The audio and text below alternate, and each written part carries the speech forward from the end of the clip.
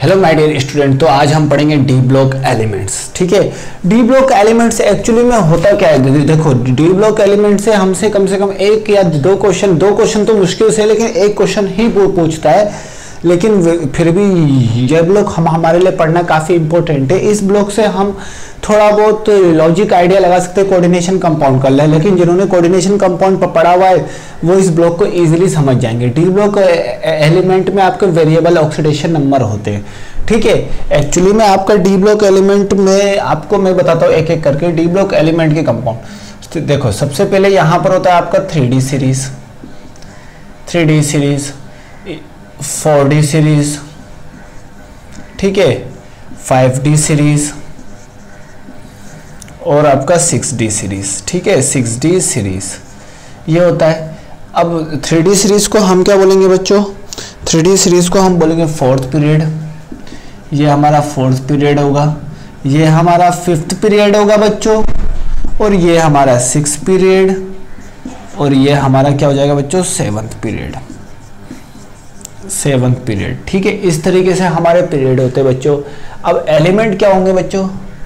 देखो यहाँ पर होगा हमारा, देखो एक लाइन से मैं आपको बताता हूँ। यहाँ पर होगा 3rd B ग्रुप नंबर भी मैं लिख देता हूँ 3rd B, 4th B, 5th B, 6th B, 7th B, 8th आपके 3 से कंबाइन होके मिलते हैं।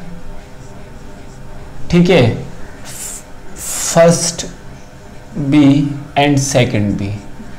ठीक है, तो यहां पर अगर मैं डिजिट में लिखना चाहूं तो ये आपका 3rd period, 4th period, 3rd period, 4th period, 5th period, 6th period, 7th period, 8th, 9th, 10th, 11th, 12th।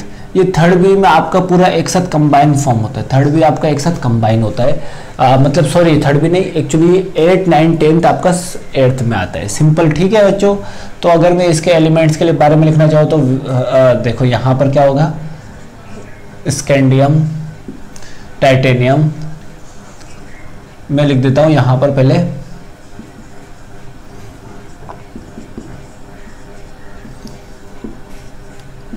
मतलब क्या होगा? Scandium, titanium, vanadium, chromium, manganese, ferrous, cobalt, निकल, कॉपर, जिंक। ठीक है, याद कैसे करेंगे? साइंस टीचर विनीता कपूर मन फेकोनी क्यों जान जलाती हो? कैसे याद करेंगे? साइंस टीचर विनीता कपूर मन फेकोनी क्यों जान जलाती हो। ठीक है, नेक्स्ट हमारा होता है यट्रियम से स्टार्ट होगा। ठीक है, देखो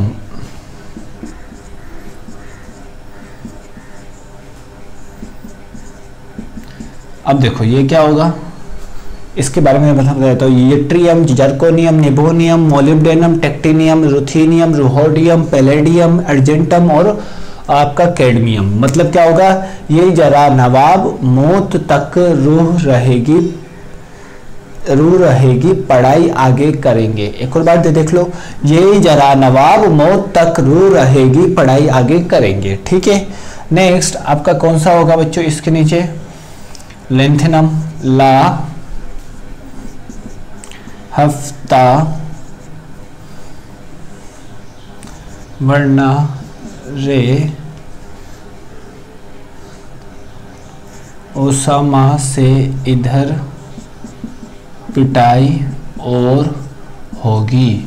मतलब ला हफ्ता वरना रे ओसामा से इधर पिटाई और होगी। ठीक है, इस तरीके से। अब 6D में क्या होगा? ऐसी, रफीक, दा भाई, सगे भाई पर हंसो मत, दास रघुवीर के। इसको हम बोलते हैं UUB, इसको हम क्या बोलेंगे? UUB। ठीक है, तो इस तरीके से हमारा होता है बच्चों यहाँ पर आपका डी ब्लॉक एलिमेंट। देखो जनरली हमको इसके बारे में उतना नहीं पढ़ना है, यहाँ से यहाँ तक हमको उतना स्टडी नहीं करना है, हमको स्टडी करना है ये जो एलिमेंट्स है इन्हीं के बारे में थोड़ा बहुत स्टडी करना है तो करना है, बाकी इन सब एलिमेंट्स के बारे में हमको स्टडी नहीं करना है। अब सबसे पहले मैं आपको लिखाता हूँ एक एक टर्म यहाँ पर कि ये आपके जो ग्रुप होंगे, ये वाले जो आपके ग्रुप होंगे, ये वाले जो आपके ग्रुप होंगे ये आपके ट्रांजिशन एलिमेंट नहीं होते। Not consider in transition element, ठीक है, ये ट्रांजिशन एलिमेंट में कंसीडर नहीं होंगे। और इन दोनों ग्रुप को, मतलब अगर मैं बोलूं कि थर्ड बी और सेकंड बी ग्रुप को, ठीक है, थर्ड बी और सेकंड बी ग्रुप को, इसी में लिख देता हूं, third B and second B group combinely called non typical transition element. क्या बोलते हैं बच्चों इसको? Non typical transition element. क्यों ऐसा बोलते हैं समझना बात को। क्या होता है, इन दोनों की प्रॉपर्टी सिमिलर होती है जो कि ट्रांजिशन एलिमेंट से मैच नहीं होती है। इन दोनों की प्रॉपर्टी सिमिलर होती है जो कि ट्रांजिशन एलिमेंट से मैच नहीं होती। इसका मतलब ये भी आपका वेरिएबल ऑक्सीडेशन नहीं रखता, ये भी आपका वेरिएबल ऑक्सीडेशन नहीं रखता, ये भी आपका वेरिएबल ऑक्सीडेशन नंबर नहीं रखता, और ये भी आपका वेरिएबल ऑक्सीडेशन नहीं रखता। लेकिन ट्रांजिशन एलिमेंट की प्रॉपर्टी होती है कि वो सब आपके क्या रखे बच्चों, वेरिएबल ऑक्सीडेशन नंबर रखे।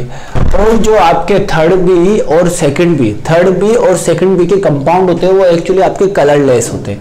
क्या होते हैं? कलरलेस होते हैं। और बाकी बीच वाले कंपाउंड आपके सारे कलरफुल होते हैं।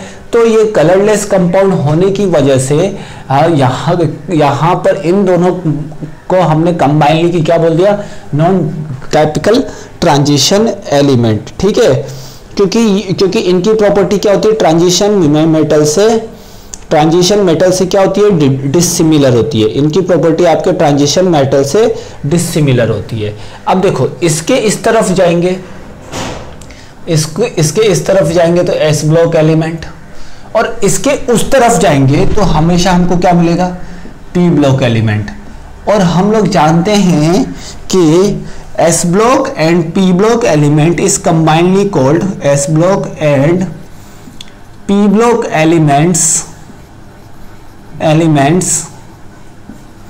is combinedly called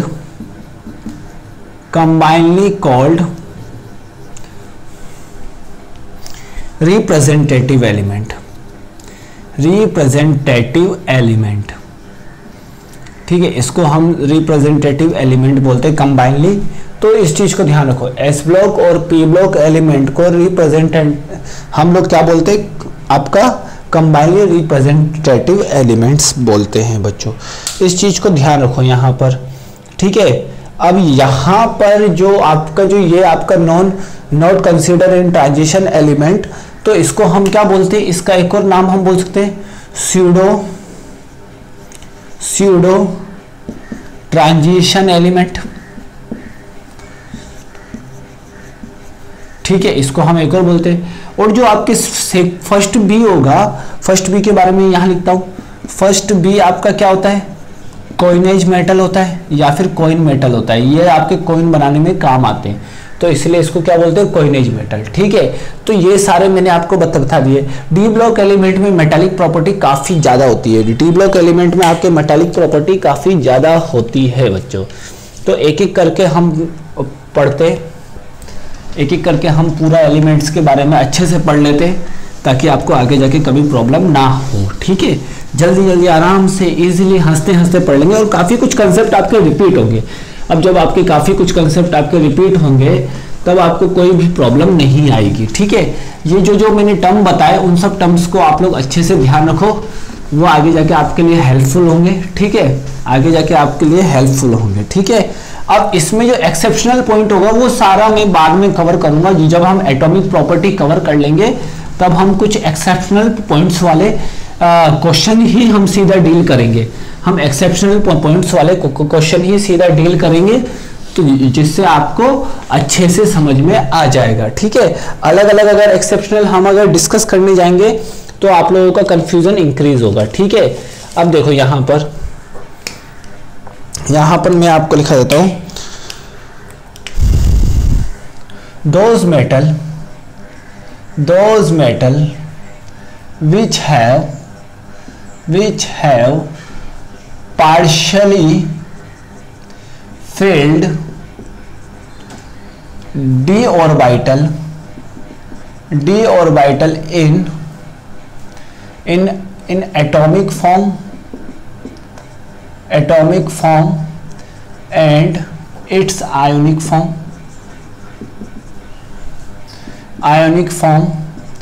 called transition element, उसको हम लोग क्या बोलेंगे बच्चों, ट्रांजिशन एलिमेंट बोलेंगे। वो एलिमेंट जिसके डी ब्लॉक आपके पार्शियली फिल्ड होंगे एटॉमिक फॉर्म में या फिर आपके आयोनिक फॉर्म में। ठीक है, तो हम यहाँ पर बोल सकते हैं यहाँ पर कि पार्शियली फिल्ड डी ऑर्बिटल, तो यहाँ पर जिंक के बारे में डिस्कस करो। जिंक आपका क्या होता है, यहाँ पर जिंक का इलेक्ट्रॉनिक कॉन्फ़िगरेशन आपका क्या हो जाएगा बच्चों, जिंक का आपका हो जाएगा ऑर्गन 3d10 4s2। अगर मैं जिंक का आयोनिक फॉर्म बनाऊं ये हो जाएगा, तो यहाँ पर भी आपका क्या है बच्चों 3d10, दोनों में ऑर्बिटल आपके क्या है बच्चों फुल फिल्ड है, दोनों में ऑर्बिटल क्या है बच्चों फुल फिल्ड है। फुल फिल्ड डी ऑर्बिटल होने की वजह से ये क्या होगा बच्चों, ये आपका ट्रांजिशन एलिमेंट में कंसीडर नहीं होगा। This is not consider in transition element, this is not consider in transition element. ठीक है, इसीलिए हम इसको डी ब्लॉक का जो आपका सेकंड बी ग्रुप है वो हमेशा कभी भी क्या नहीं होता बच्चों, ट्रांजिशन एलिमेंट नहीं होता, उसको हम क्या बोलते हैं स्यूडो ट्रांजिशन एलिमेंट। ठीक है, स्यूडो ट्रांजिशन एलिमेंट। आप इसका भी देख सकते हो, Cu का क्या होगा, ऑर्गन 4s1 3d10। अगर मैं बात करूं Cu+1 का तो आप लोग क्या करोगे, ऑर्गन 3d10। लेकिन जब मैं इसका +2 लिखूंगा तो आयोनिक फॉर्म में इसका क्या होगा 3d9। पार्शियली फिल्ड आ गया, जब यहां पर भी आपका पार्शियली फिल्ड आ गया तो इसका मतलब ये क्या हो गया बच्चों आपका पार्शियली फिल्ड डी ऑर्बिटल। तो पार्शियली फिल्ड डी ऑर्बिटल होने की वजह से ये आपका क्या हो जाएगा बच्चों ट्रांजिशन एलिमेंट। इस चीज को थोड़ा सा अच्छे से ध्यान से समझो, काफी इजी कंसेप्ट है। ठीक है, तो जो लाइन मैंने लिखाई है उसको मैंने मतलब टर्म्स में भी समझा दिया, आप लोग अच्छे से समझ सकते हो। ठीक है, यहाँ पर अब देखो general characteristic of transition metal. अब यहाँ पर देख लेते हैं general characteristic of transition metal. General characteristic of transition metal. अब देखो बच्चों ध्यान से समझना, सबसे पहले हम बात करेंगे इलेक्ट्रॉनिक कॉन्फ़िगरेशन।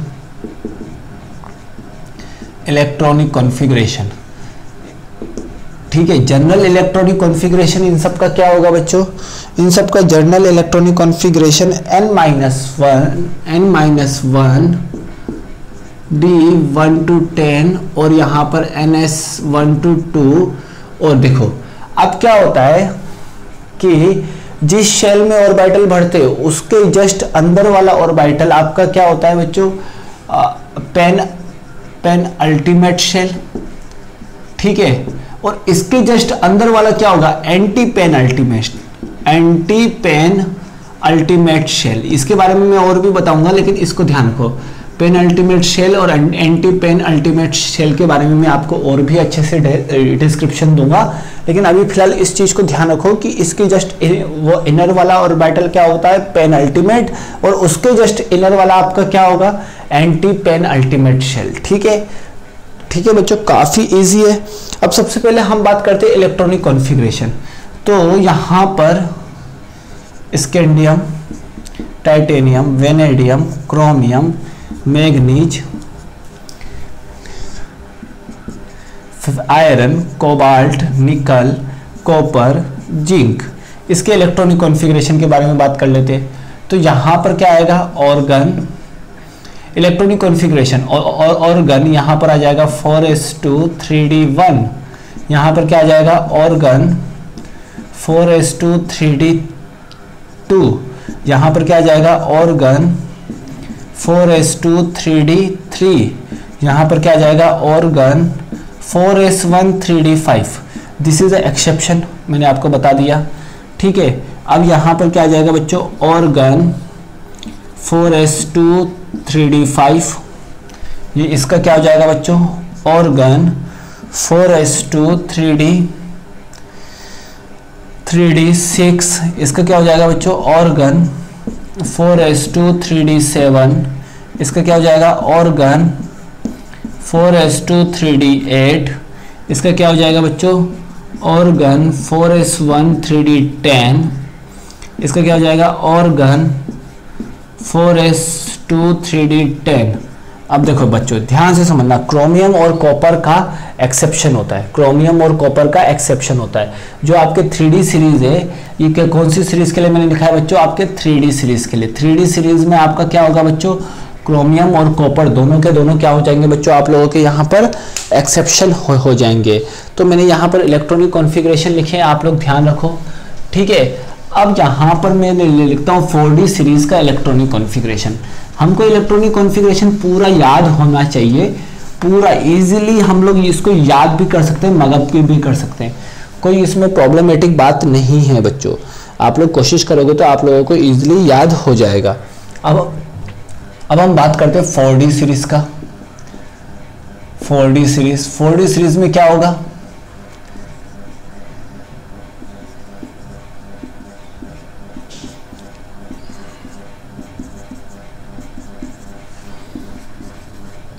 अब ध्यान देना 4D सीरीज में ऊपर से 2 एक्सेप्शन नहीं होंगे, नीचे से 1 एक्सेप्शन नहीं होगा, बाकी सारे के सारे एक्सेप्शन होंगे, बाकी सारे के सारे एक्सेप्शन होंगे। और एक्सेप्शन क्या होता है बच्चों, जिसमें S में 1 इलेक्ट्रॉन जाएगा और S का 1 इलेक्ट्रॉन आपके D में जंप कर जाएगा। देखो S में 2 इलेक्ट्रॉन जाने चाहिए थे, D में 4 इलेक्ट्रॉन, तो S का 1 इलेक्ट्रॉन जंप करके इसमें D में चला गया।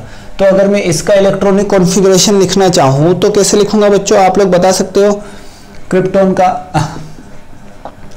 क्रिप्टॉन आ जाएगा, यहाँ पर भी आपका क्या आ जाएगा क्रिप्टॉन, यहाँ पर भी आपका क्या आ जाएगा क्रिप्टॉन,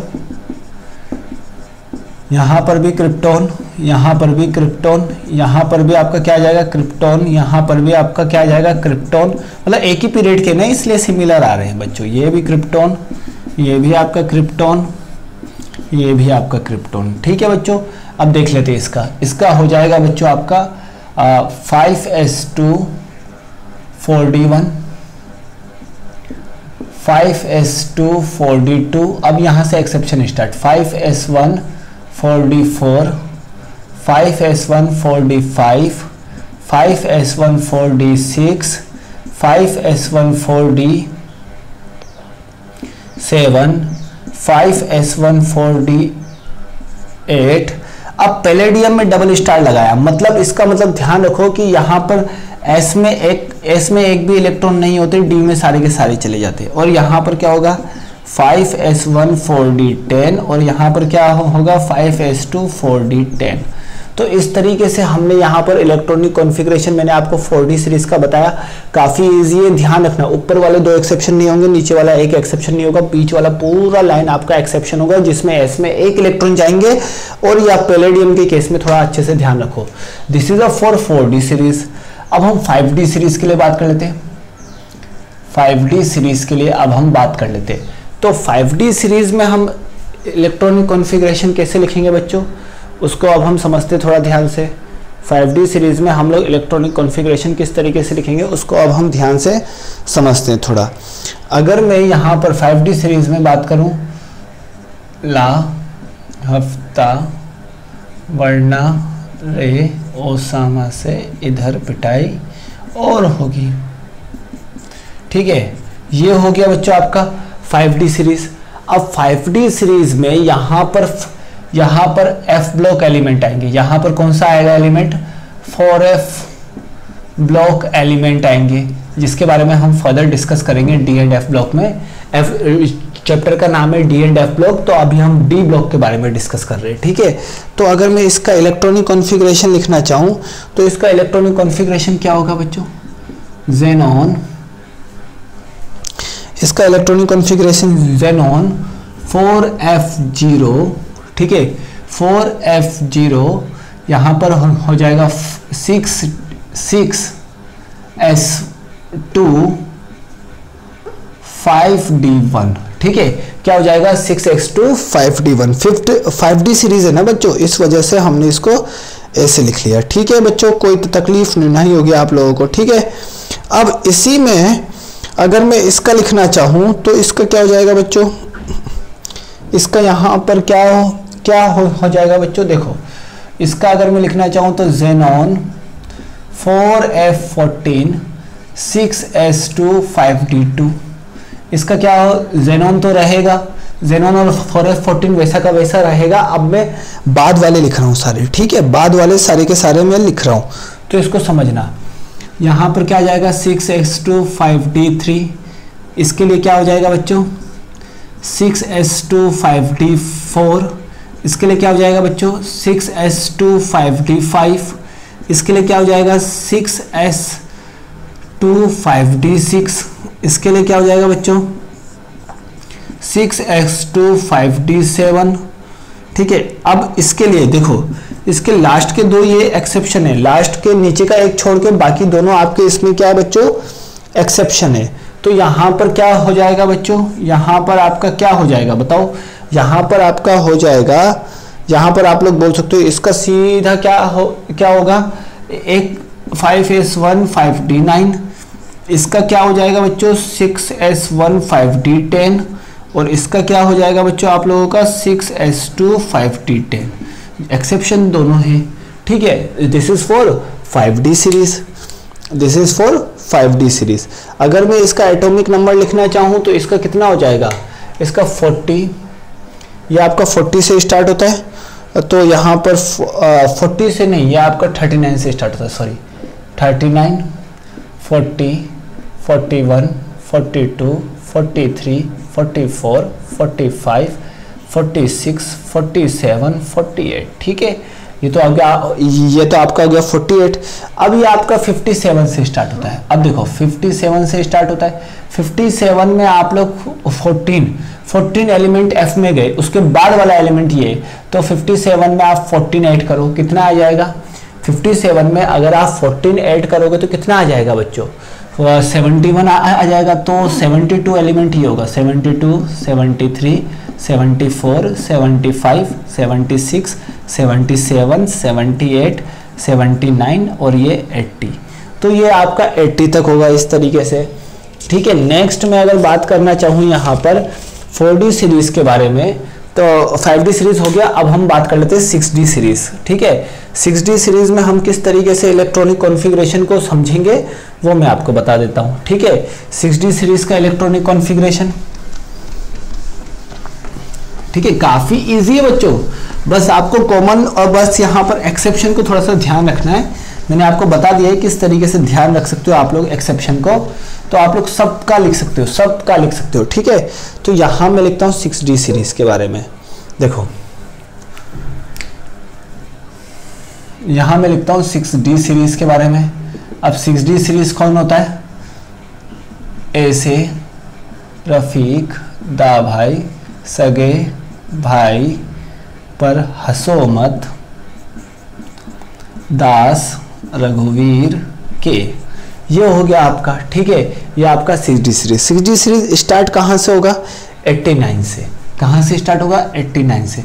अब यहाँ पर 14 एलिमेंट उसमें चले जाएंगे, तो 89 प्लस 14 कितना हो जाएगा बच्चों? ये आपका 103। तो RF आपका कौन सा स्टार्ट होगा? वो RF आपका 104 नेक्स्ट एलिमेंट से, 105 106 107 108 109 110 1110 110 111 112।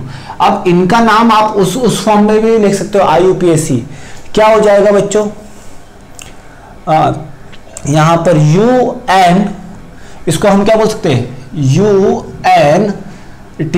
यहां पर क्या क्यू, क्वाड, UNQ, इसको हम क्या बोलेंगे UNP, इसको हम क्या बोलेंगे UNH हेक्सा, इसको क्या बोलेंगे UNH हेप्टा, इसको क्या बोलेंगे UNO ओक्टा वाला, मतलब अननील ऑक्टीनियम, अननील हेक्सियम हेप्टीनियम, अननील हेक्सियम, अननील पेंटिनियम, अननील क्वाडियम, ठीक है, अननील इनियम, इसका क्या हो जाएगा अननीलियम, इसका नाम हो जाएगा, इसका नाम अनियम, इसका नाम क्या हो जाएगा अन, और यह आपका बिनियम। तो इस तरीके से आपका इसका नाम आपका हो सकता है। आपको नाम के साथ साथ एलिमेंट भी याद होने चाहिए। मैं एक और बार रिपीट करता हूँ, ऐसे रफीक दा भाई सगे भाई पर हंसो मत दास रघुवीर के। एक और बार, ऐसे रफीक दा भाई सगे भाई पर हंसो मत दास रघुवीर के। इस तरीके से हम इसको याद कर सकते हैं बच्चों, ठीक है। तो इसका इलेक्ट्रॉनिक कॉन्फ़िगरेशन हम कैसे लिखेंगे बच्चों, तो Rn का होगा, यहां से हमारा रेडॉन स्टार्ट होगा, ठीक है, Rn यहां पर हो जाएगा हमारा क्या 5F0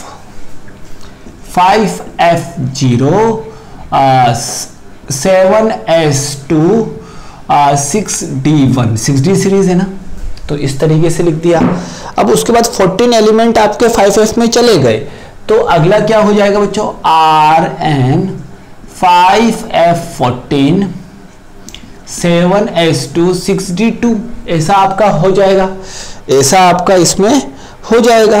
तो इस तरीके से हम लोग इसको ध्यान रख सकते हैं। और बाकी का तो ये वाला कॉमन अब आपका आ जाएगा, ठीक है, बाकी का ये वाला इसी के कॉमन आएगा, ठीक है, ऊपर वाले के नहीं आएगा, ये वाला सारा कॉमन आ जाएगा बच्चों। अब आपका, अब आप लोग समझ पा रहे होंगे। अब आप लोगों को सारे इलेक्ट्रॉनिक कॉन्फ़िगरेशन याद होने चाहिए। इसका क्या हो जाएगा 7S2 6D3, इसका क्या हो जाएगा 7S2 6D4, 7S2 6D5, 7S2 6D6, 7S2 6D7, 7S2 6D8, 7S1 6D10, ये भी एक्सेप्शन है, ठीक है। अब यहाँ पर 7S2 6D10 ये हो गया बच्चों।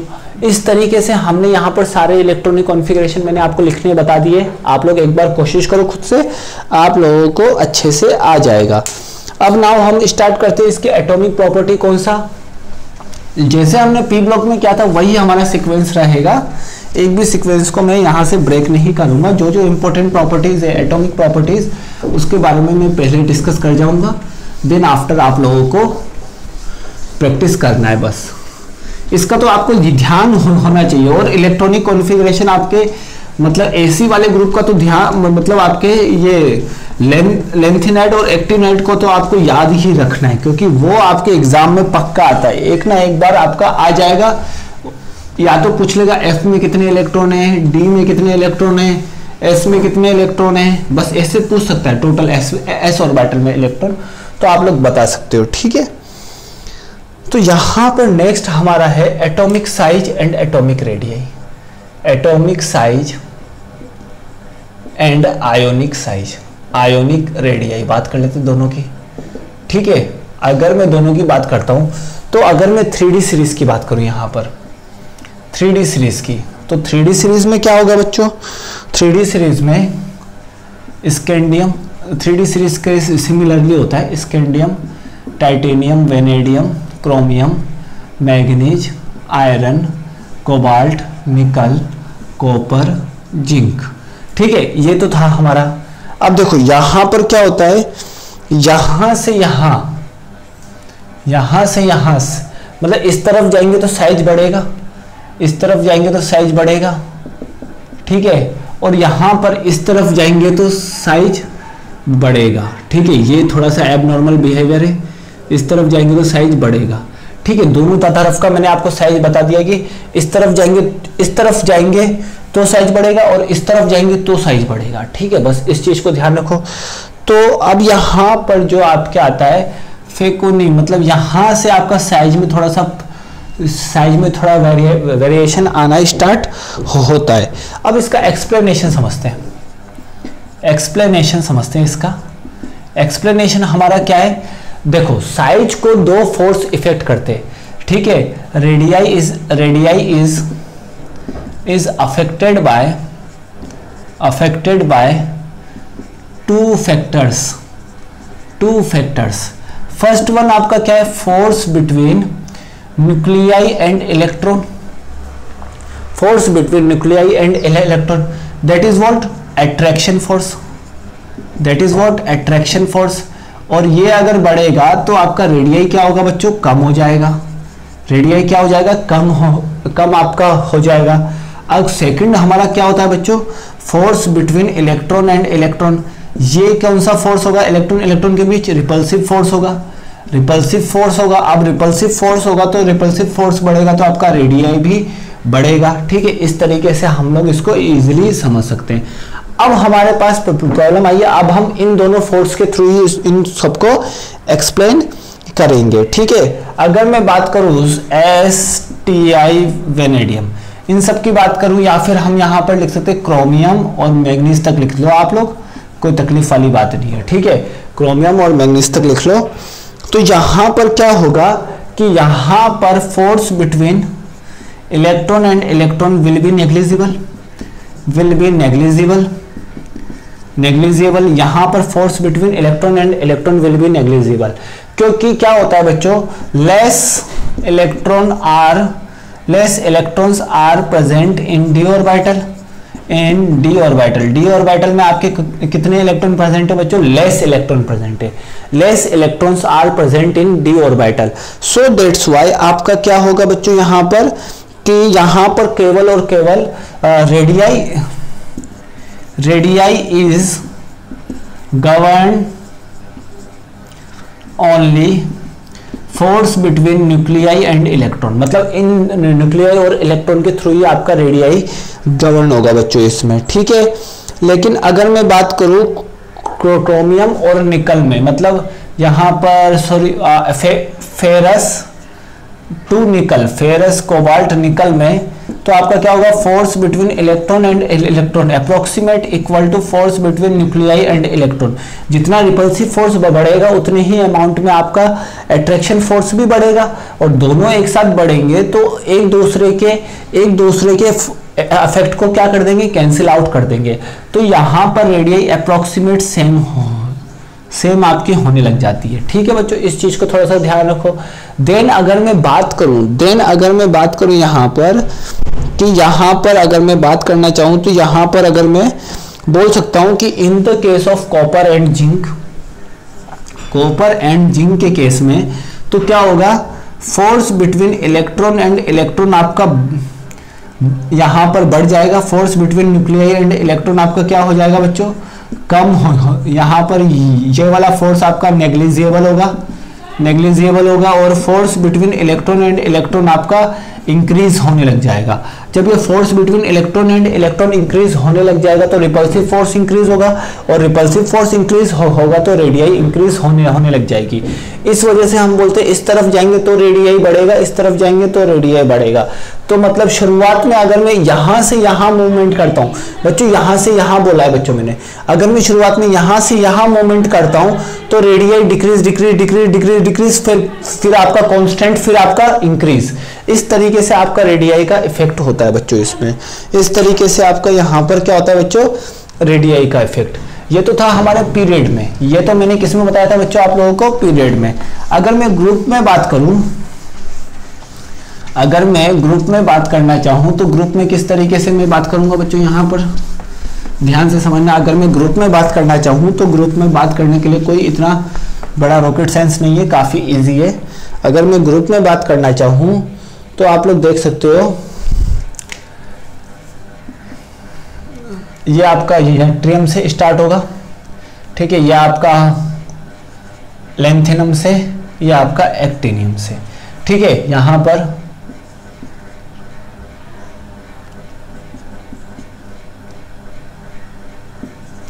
ये आपका ऐसा होगा, ठीक है। जेडएन में क्या होगा, ये आपका स्टार्ट होगा इससे और यहां पर किस पे खत्म होगा, कैडमियम पे, ये आपका Hg पे खत्म होगा और ये आपका UUB पे, इस तरीके से ये आपका खत्म होगा। ठीक है, अब बीच में आपके सारे के सारे क्या है बच्चों, डी ब्लॉक एलिमेंट, बीच में आपके सारे के सारे क्या है, डी ब्लॉक एलिमेंट। अच्छा एक बात ध्यान रखना, जो मैंने पीरियड का बताया कंडीशन, वही कंडीशन इन सब के लिए फॉलो होता है, वही कंडीशन सारे पीरियड्स के लिए फॉलो होगा, सारे पीरियड के लिए वही कंडीशन आप लोगों का फॉलो होगा, इस चीज को ध्यान रखना। अब क्या होता है कि यहाँ पर तो साइज कंटिन्यूसली डिक्रीज होगी, यहाँ पर साइज आपके डाउन टू ग्रुप जाएंगे तो सॉरी, अगर यहाँ पर अगर मैं डाउन टू ग्रुप जाऊंगा तो कंटिन्यूसली आपकी साइज क्या हो जाएगी बच्चों, इंक्रीज आपकी होने लग जाएगी। यहाँ पर कंटिन्यूसली होगी इस ग्रुप में, मतलब आपका थर्ड बी ग्रुप में कंटिन्यूसली इंक्रीज होगी। लेकिन अगर मैं बात करूँ फोर्थ बी ग्रुप से, तो फोर्थ बी ग्रुप के पहले यहाँ पर आपके 4f एलिमेंट होंगे, यहाँ पर भी आपके क्या होंगे बच्चों, 4f एलिमेंट। तो इससे क्या होगा कि जर्कोनियम की साइज हॉफनियम के इक्वल हो जाएगी और हॉफनियम की साइज इक्वल रदरफोर्डियम के इक्वल, मतलब RF के इक्वल आपकी हो जाएगी। और यहाँ पर भी आपका इसका साइज इसके इक्वल, इसका साइज इसके इक्वल होना स्टार्ट हो जाएगा। अब बात आता है कि ऐसा क्यों हुआ, ऐसा क्यों हुआ। अब देखो, अगर यहाँ पर ये कौन सा सीरीज है बच्चों, ये आपका हो गया 4D सीरीज, ये आपका हो गया 5D सीरीज, ये आपका हो गया 6D सीरीज। तो हम बोल सकते हैं 4D series atomic radii, 4D series atomic radii is approximate equal to 5D series atomic radii and 5D series atomic radii is equal to, ठीक है, atomic radii is equal to approximate equal to 6D series atomic radii। कौन सा, atomic radii।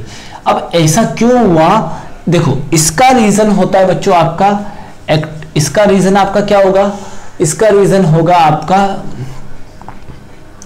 Lanthanoid contraction, lanthanoid contraction, और इसका reason क्या होगा आपका actinoid contraction. क्या होता है, एक्टिनॉइड कॉन्ट्रैक्शन। ठीक है, एक्टिनॉइड कॉन्ट्रैक्शन। अब मैं आपको बताता हूं कैसे होगा। ठीक है, अब यहां पर 4f आता है और यहां पर आपका सॉरी, यहां पर आपका कौन सा एलिमेंट आता है, 5f आता है, और यहीं पर लिख देता हूं बच्चों में, यहां पर आता है आपका 4f, ये इस तरीके से, ये आपका इस तरीके से। ठीक है बच्चों, अब देखो ध्यान से, अब देखो कि लेंथेनम के बाद आपके अगर 4f में इलेक्ट्रॉन बढ़ेंगे, 4f में आपके इलेक्ट्रॉन बढ़ेंगे, 4f में आपके इलेक्ट्रॉन बढ़ेंगे तो यहां पर प्रोटॉन भी बढ़ेगा, यहां पर आपका प्रोटॉन भी इंक्रीज होगा, मतलब यहां पर आपका क्या इंक्रीज होगा बच्चों, यहां पर आपका प्रोटॉन भी इंक्रीज होगा। अब देखो ये मैंने 4f बनाया, प्रोटॉन भी इंक्रीज होगा, तो यहां पर क्या होगा कि जो आपका 5D ऑर्बिटल के जो इलेक्ट्रॉन है वो उन पर इफेक्टिव न्यूक्लियर चार्ज ज्यादा लगने लग जाएगा। क्यों लगने लग जाएगा, 4f का शील्डिंग इफेक्ट क्या होता है बच्चों, पुअर होता है। शील्डिंग इफेक्ट क्या होता है बच्चों, 4f का पुअर होता है। Due to the poor shielding effect 5D orbital के इलेक्ट्रॉन्स पे ज्यादा आपका न्यूक्लियर चार्ज लगने लग जाएगा, तो इसका साइज आपका क्या हो जाएगा, कॉन्ट्रैक्ट होने लग जाएगा। इसी को हम क्या बोलते हैं, लेंथेनॉइड कॉन्ट्रैक्शन। अगर मैं बात करूं 5D और 6D, ठीक है, तो मैं क्या बोल रहा हूं, ये मैंने न्यूक्लियाई बनाया, ये मैंने फिर से बना दिया। देखो ये इस बार कौन सा ऑर्बिटल, 5f ऑर्बिटल। अब ये बताओ 5f ऑर्बिटल, ठीक है। अब यहाँ के इसके बाद मैं 6D में इलेक्ट्रॉन को भरूंगा। अब जो देखो 5f और ऑर्बिटल का, f ऑर्बिटल का मतलब सबसे ज्यादा स्क्रीनिंग इफेक्ट्स, सबसे ज्यादा शील्डिंग पुअर किस में होता है, f में, उसके बाद d में, उसके बाद p में, और सबसे कम s में। तो ये तो हो गया हमारा शील्डिंग इफेक्ट का ऑर्डर। शील्डिंग सबसे पुअर शील्डिंग इफेक्ट सबसे ज्यादा किस में होता है, ठीक है। शील्ड सबसे ज्यादा इलेक्ट्रॉन को कौन करेगा, s करेगा, और शील्डिंग पुअर सबसे कम किसमें होगी, f में आपकी शील्डिंग पुअर होगी।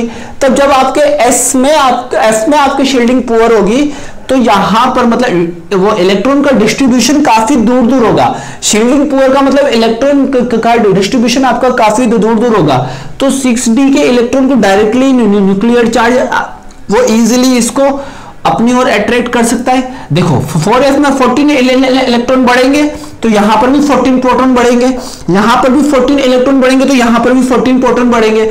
लेकिन इसका शील्डिंग पुअर होने की वजह से अगला जो 5D का इलेक्ट्रॉन आएगा वो इसकी ओर वो इस पर इजीली क्या लगाएगा, इस पर इजीली इफेक्टिव न्यूक्लियर चार्ज लगाएगा। और यहां पर एक्चुअली 4f का साइज ज्यादा डिस्ट्रीब्यूटेड होने की वजह से, मतलब दूर दूर होने की वजह से, मतलब डीजेनरेटेड होने की वजह से इस पर डायरेक्टली लगा सकता है। तो इस तरीके से इसका साइज क्या होगा, कॉन्ट्रैक्ट होगा। अब मैं आपसे पूछना चाहता हूं सिंपल क्वेश्चन, 4f और 5f में से सबसे ज्यादा शील्डिंग पुअर किसमें होती है? 4f और 5f में से सबसे ज्यादा शील्डिंग पुअर किसमें होगी? शील्डिंग इसकी भी पुअर होगी, दोनों में से किसमें पुअर होगी? तो बच्चों हम लोग बोल सकते हैं 4f और 5f में से सबसे ज्यादा शील्डिंग जो पुअर होगी बच्चों, वो आपके 5f की होगी। क्यों? क्योंकि 5f तो और दूर होगा, तो इसकी शील्डिंग आपकी और पुअर होगी एज कंपेयर टू दिस। तो जेड इफेक्टिव न्यूक्लियर चार्ज कहां ज्यादा दिखाने लग जाएगा? आपको यहां पर एक्टिनोइड कॉन्ट्रैक्शन आपका ज्यादा होगा as compare to lanthanoid contraction. तो actinoid effect of actinoid contraction is higher than effect of lengthenoid contraction। ठीक है, एक्टिनोइड कॉन्ट्रैक्शन का इफेक्ट आपका लेंथेनोइड कॉन्ट्रैक्शन से ज्यादा होता है बच्चों। तो इस तरीके से मैंने यहाँ पर साइज के बारे में आप लोगों को बता दिया, काफी इजी तरीके से बताया बच्चों, आप लोग इसको समझ सकते हो। अगर मैं बात करूं यहाँ पर आयोनिक साइज की, आयोनिक रेडियाई की बात करूं, तो आयोनिक रेडियाई के केस में हमारा क्या होगा बच्चों, उसको समझते हैं एक एक करके ध्यान से। आयोनिक रेडियाई के केस में हमारा क्या होगा, उसको हम एक एक करके ध्यान से समझते हैं। काफी इजी कंसेप्ट है, काफी सिंपल है।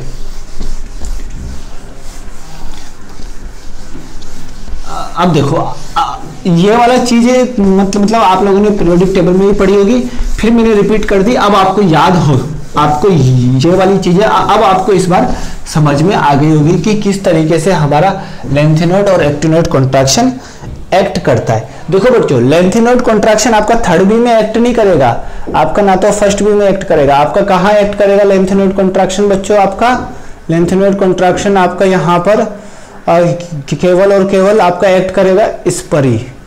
ठीक है, केवल और केवल थर्ड बी के आगे वाले एलिमेंट पे आपका लेंथेनोइड कॉन्ट्रैक्शन एक्ट करेगा। नाउ अब हम यहां पर देखते हैं आयोनिक रेडियाई के बारे में। आयोनिक रेडियाई, अब समझते हैं आयोनिक रेडियाई। अगर आपका सेम मेटल में क्या होगा जी, जैसे अगर मैं बात करूं Mn+2, Mn+3, Mn+4, Mn+5, same metal में आपका चार्ज बढ़ेगा तो आपका क्या होगा, रेडियाई डिक्रीज होगा। क्यों होगा? क्योंकि इलेक्ट्रॉन कम होगा, इलेक्ट्रॉन कम होगा तो जेड इफेक्टिव कम इलेक्ट्रॉन पे ज्यादा लगेगा, तो यहां पर इसका रेडियाई, यहां पर जिसका ऑक्सीडेशन नंबर ज्यादा होगा, जिस पे चार्ज ज्यादा होगा, उसका रेडियाई ज्यादा होगा। तो radii is directly proportional to the charge on metal. Charge on metal, metal के ऊपर, मेटल के चार्ज के ऊपर डिपेंड करेगा।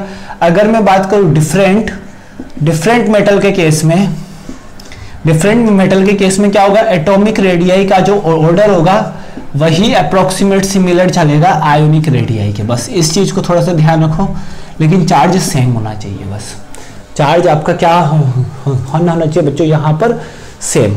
This is for ionic radii. अब यहाँ पर मुझे एक चीज बताना है, यहाँ पर एक नोट डाल के हम लोग समझते हैं कि एक स्पेशल नोट डाल के हम लोग समझते हैं कि ये बहुत ही ज्यादा इंपॉर्टेंट नोट में लिखा रहा हूं। अगर मैं ऑर्गन का इलेक्ट्रॉनिक कॉन्फ़िगरेशन लिखना चाहूं तो क्या लिखूंगा बच्चों, 1s2 2s2 2p6 3s2 3p6।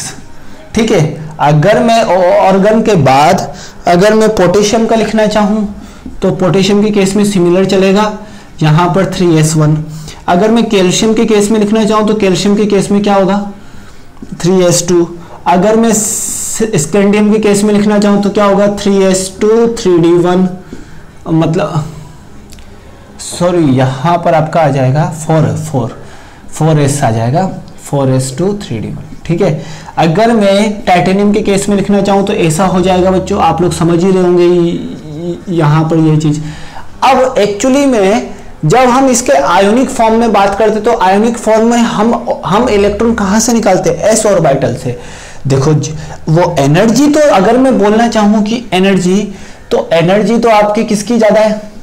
Energy of 3d orbital की ज्यादा है as compare to energy of 4s orbital. तो हमको कहां से निकालना चाहिए इलेक्ट्रॉन को? 3d ऑर्बिटल से निकालना चाहिए, लेकिन 3d ऑर्बिटल से ना निकाल के हम कहां से निकालते? 4s ऑर्बिटल से। ऐसा क्यों होता है बच्चों?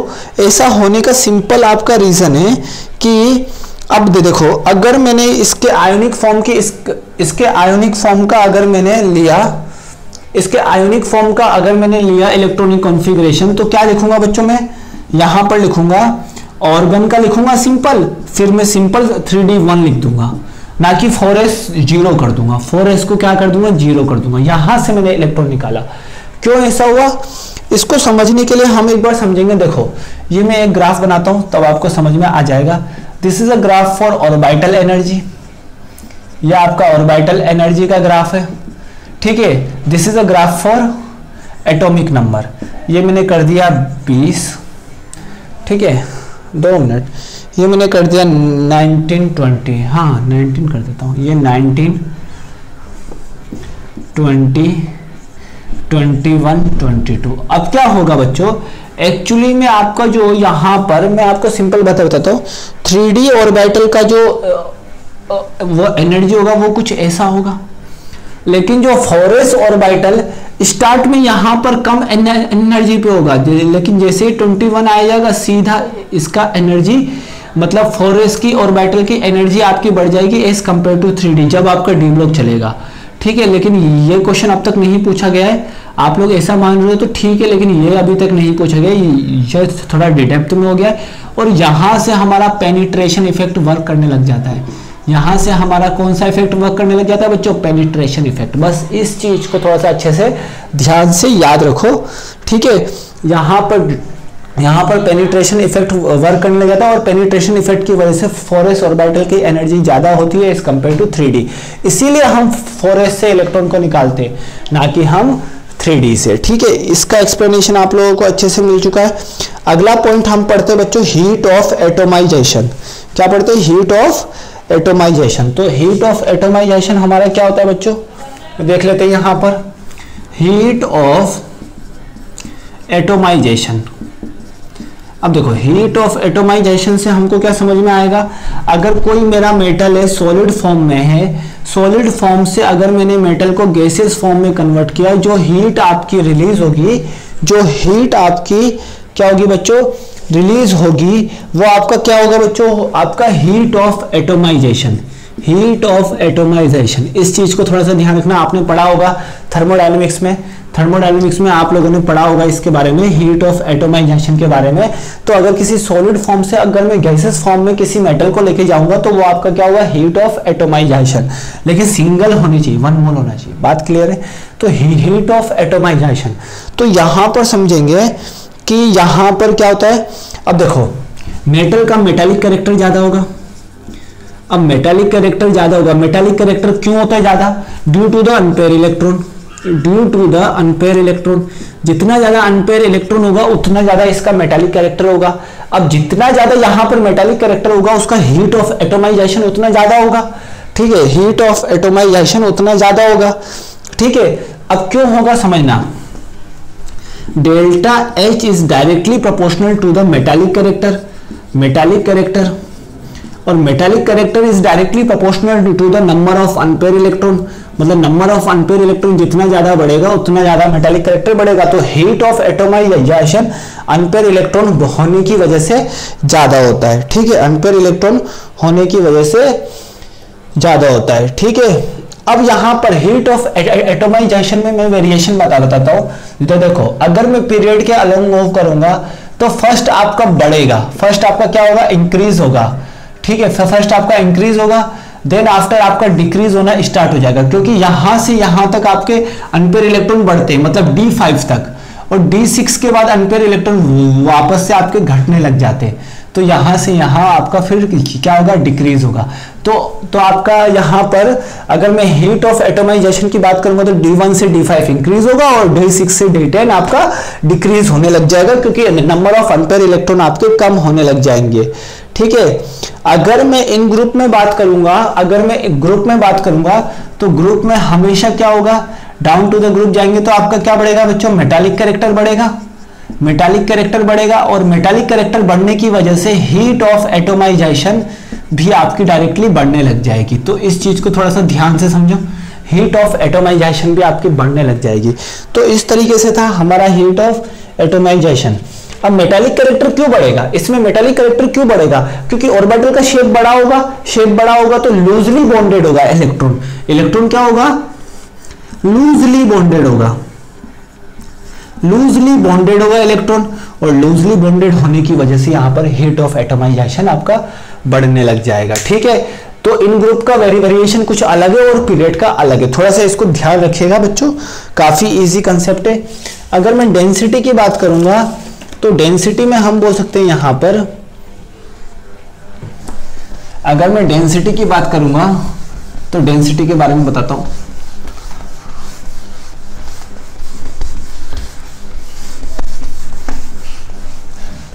अगर मैं डेंसिटी की बात करूंगा तो डेंसिटी क्या होगा बच्चों, अगर मैं इन ग्रुप में डेंसिटी की बात करूंगा तो डेंसिटी इंक्रीज होगा डाउनवर्ड द ग्रुप। अगर मैं ग्रुप में नीचे जाऊंगा तो आपकी डेंसिटी क्या हो जाएगी बच्चों, डेंसिटी इंक्रीज होगी, इंक्रीज आपकी डेंसिटी होगी डाउनवर्ड द ग्रुप, क्योंकि transition metal have high density due to the low atomic volume. ठीक है, मतलब ट्रांजिशन मेटल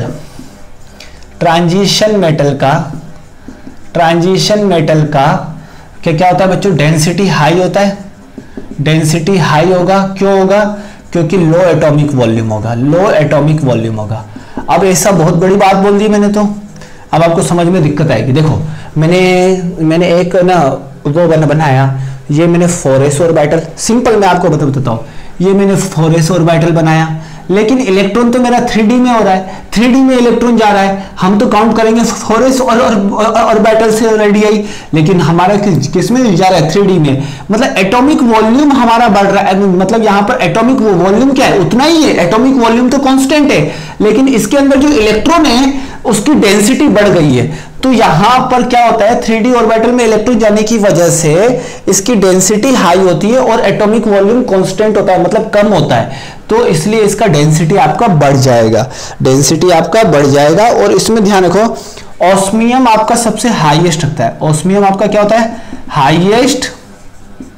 हाईएस्ट डेंसिटी वाला एलिमेंट है। बस इस चीज को थोड़ा सा ध्यान रखो, डाउन थ्रू द ग्रुप जाएंगे तो डेंसिटी बढ़ेगा। पीरियड का उतना आप लोगों से नहीं पूछा जाएगा, अगर आपसे केवल और केवल ग्रुप में पूछा जाएगा कि ग्रुप में आपका डेंसिटी क्या होगा बच्चों। ठीक है, ग्रुप में डेंसिटी का ऑर्डर कभी पूछ लिया तो पूछ लिया, वरना ये भी नहीं पूछता बच्चों। ठीक है, नेक्स्ट हम समझते बच्चों यहाँ पर मेल्टिंग पॉइंट और बॉइलिंग पॉइंट। नेक्स्ट अब हम समझते मेल्टिंग पॉइंट और बॉइलिंग पॉइंट।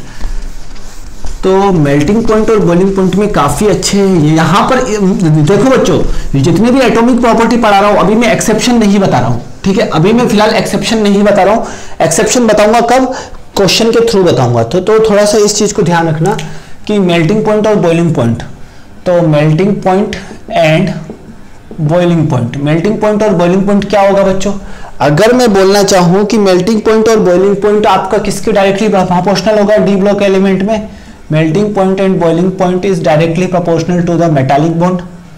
ठीक है, मेटालिक बॉन्डिंग, अब जितना ज्यादा metallic bonding strength, metallic bonding का स्ट्रेंथ लिख लो, स्ट्रेंथ ज्यादा सही होगा, स्ट्रेंथ ऑफ मेटालिक बॉन्डिंग जितना ज्यादा बढ़ेगा उतना ज्यादा आपका मेल्टिंग पॉइंट और बॉइलिंग पॉइंट बढ़ेगा। और मेटालिक बॉन्डिंग का स्ट्रेंथ कब बढ़ेगा, जब नंबर ऑफ अनपेयर इलेक्ट्रॉन बढ़ेंगे, number of unpair electrons number. ठीक है, नंबर ऑफ अनपेयर इलेक्ट्रॉन बढ़ेंगे तो मेटालिक बॉन्डिंग बढ़ेगा।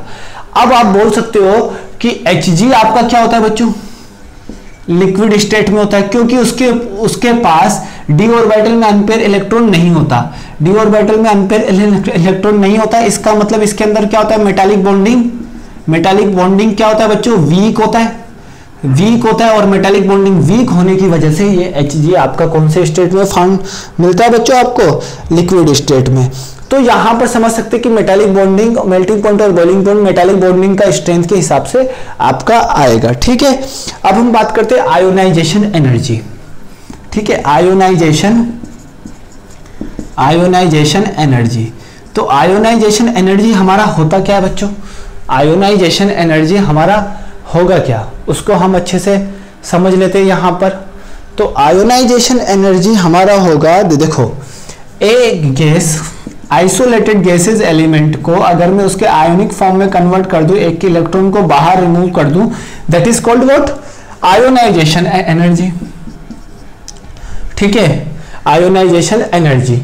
और आयोनाइजेशन वो एनर्जी से जो रिलीज होगी आपकी क्या, हीट, उसको क्या बोलेंगे, heat of ionisation energy, simple हम बोल देंगे।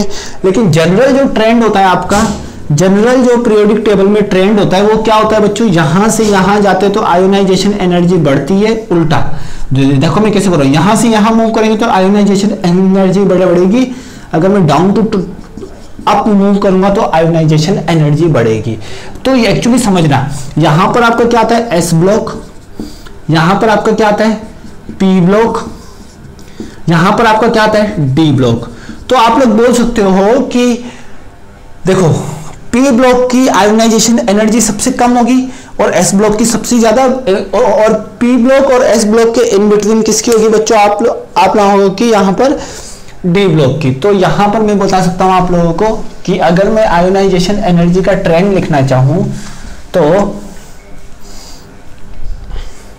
इसको भी रद्द कर देता हूं, यहां पर भी लिखना पड़ेगा।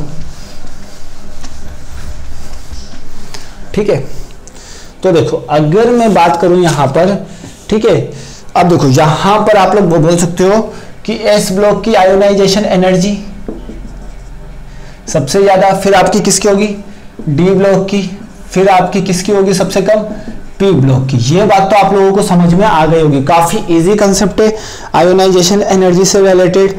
ठीक है, अब यहां पर क्यों हुआ, इसका रीजन ये है कि this is due to the P block से ज्यादा क्यों हुआ, इसका रीजन ये है कि n-1 ऑर्बिटल में इलेक्ट्रॉन जाते तो आपका जेड इफेक्टिव बढ़ जाता है, due to the increment in Z effective, मतलब इफेक्टिव न्यूक्लियर चार्ज में इंक्रीमेंट होने की वजह से ऐसा डी ब्लॉक कंपाउंड का क्या होता है बच्चों,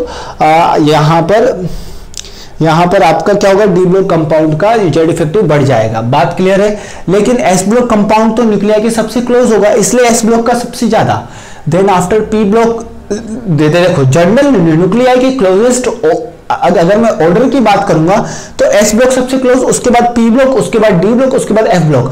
लेकिन डी ब्लॉक का आयोनाइजेशन एनर्जी ज्यादा है क्योंकि इलेक्ट्रॉन आपके n-1d ऑर्बिटल में फिलअप कर रहे हैं, n-1d मतलब एक कम ऑर्बिटल में फिलअप कर रहे हैं, एक कम ऑर्बिटल में फिलअप कर रहे हैं, तो इसलिए इसका जेड इफेक्टिव ज्यादा बढ़ जाता है और जेड इफेक्टिव ज्यादा होने की वजह से यहां पर डी ब्लॉक का आयोनाइजेशन एनर्जी दोनों के इन बिटवीन आता है। ठीक है, अगर मैं बताऊं अब यहां पर आयोनाइजेशन एनर्जी का हाई वैल्यू कम वैल्यू हम कैसे निकालेंगे, तो मैं आपको बताता हूं। देखो यहां पर कुछ एग्जांपल समझाता हूं आपको, आयोनाइजेशन एनर्जी समझ में आ जाएगी। क्रोमियम है, ठीक है, क्रोमियम से मैंने क्रोमियम +1 बनाया, क्रोमियम से क्रोमियम +1 बनाया, इसका इलेक्ट्रॉनिक कॉन्फ़िगरेशन क्या होगा बच्चों, 4s1 3d5, हाँ 4s1 3d5, ठीक है 4s1 3d5 यहां पर हो गया। अब मैंने क्रोमियम +1 बना दिया, क्रोमियम +1 बनाया तो यहां पर केवल और केवल क्या बचा 3d5। This is what half filled orbital, ठीक है हाफ फिल्ड ऑर्बिटल, और ये ऑर्बिटल क्या होता है स्टेबल होता है। स्टेबल होने की वजह से यहां मूवमेंट करने में जो आयोनाइजेशन एनर्जी लगेगी वो क्या लगेगी बच्चों आपकी लेस लगेगी, कम लगेगी, क्योंकि स्टेबिलिटी की ओर मूव कर रहा है। ठीक है स्टेबिलिटी की ओर मूव कर रहा है, ये तो गया हमारा फर्स्ट एग्जांपल, स्टेबिलिटी की ओर मूव कर रहा है। लेकिन अगर मैं सेकंड एग्जांपल और मैं बात कर लेता हूं, जैसे मैंने बात किया कि Cu का, Cu से Cu+1, अब आप लोग खुद बता सकते हो Cu से Cu+1, यहां पर क्या होता है 4s1 3d10, यहां पर क्या हो जाएगा 3d10, तो फिर ये आपको क्या आ गया स्टेबल आ गया। मतलब अनस्टेबल से स्टेबिलिटी की ओर मूव करेगा तो आयोनाइजेशन एनर्जी अपने आप क्या हो जाएगी, लेस हो जाएगी। क्या हो जाएगी बच्चों, आपकी लेस आपकी हो जाएगी। लेकिन अगर मैं थर्ड एग्जांपल बात करूं कि Cr+1 से Cr+2, तो यहां पर क्या हो जाएगा 3d4 और यहां पर 3d5। अब आप समझ सकते हो बच्चों, देखो Cr+1 का 3d5, एक इलेक्ट्रॉन फील्ड निकालेंगे तो अब तो हमारे पास चॉइस ही नहीं है। अब तो हमको कहां से निकालने पड़ेंगे, d ऑर्बिटल से ही निकालने पड़ेंगे। अब हमको कहां से निकालने पड़ेंगे बच्चों, d ऑर्बिटल से ही निकालने पड़ेंगे। जब हमको d ऑर्बिटल से निकालने पड़ेंगे तो यहां पर देखो ये वाला स्टेबल था, अब देखो स्टेबल से अनस्टेबल जा रहा है तो यहां पर आयोनाइजेशन एनर्जी आपकी क्या लगेगी, हाई लगेगी।